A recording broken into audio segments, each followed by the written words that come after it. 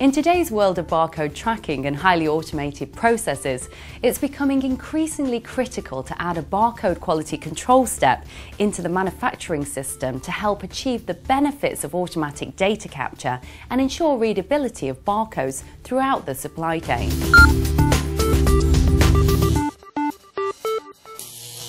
Did our barcode fail for symbol contrast?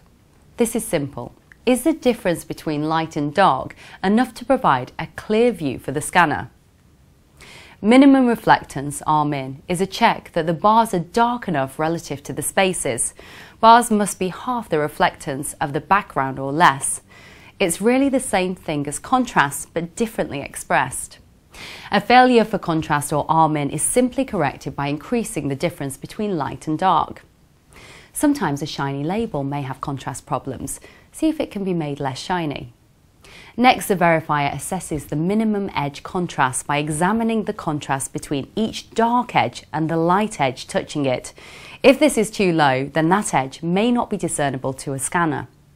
The edge with the weakest contrast is identified. The contrast along this edge will be reported in the parameters that will make up the scan grade. Good contrast and clean, clear edges should make for a good result. If not, contrast and print quality need improving. Excessive bar gain, translucent and reflective subtraits also give poor edge contrast. Modulation is assessed. Remember the comparison with music? The smoothness of the changes between notes.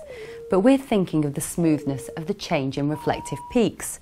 Scanners will always tend to see bars and spaces as being narrower than they really are, and the lowest modulation grade in any scan will always relate to the narrow space that's hardest to see. A poor modulation result may be due to bars being too wide relative to spaces, so the bar width reduction could be increased. Generally, poor modulation is linked to poor edge contrast. Here too, good contrast and clean, clear edges should make for a good result. If not, contrast and print quality need improving. Defects are dark spots on what should be light areas or vice versa. If they're too big, they'll create a spike or a dip in the profile that will cross the global threshold and appear to be a bar or a space that shouldn't be there. See the little spike sticking up from the baseline in the centre? That's a defect, a light feature in what should be a wide dark bar. You can see that if it were to go high enough to touch the global threshold, it would look like a narrow space to the verifier. Yet there is no space there, or shouldn't be. To avoid defects, ink should be dark and even on the bars, and the background should be clean and evenly coloured in white or some other colour that is lighter than the bars. A warning. Some materials that look clean to the human eye may have variations in texture that look mottled to a scanner. To assess the decode parameter, the verifier asks itself, am I sure that ordinary scanners in the world at large will be able to scan this? There is no grading for this. The answer is either yes, reported as an A, or no, reported as an F. Decode takes into account character encoding, check digits, and light margins. If you get an F here, then the barcode is in trouble. You need to analyse the report to see which parameter or parameters are failing and advise the company how to correct any problems you find. Decodability sounds the same, but is importantly different. This time the verifier asks itself, how easily decodable is this barcode?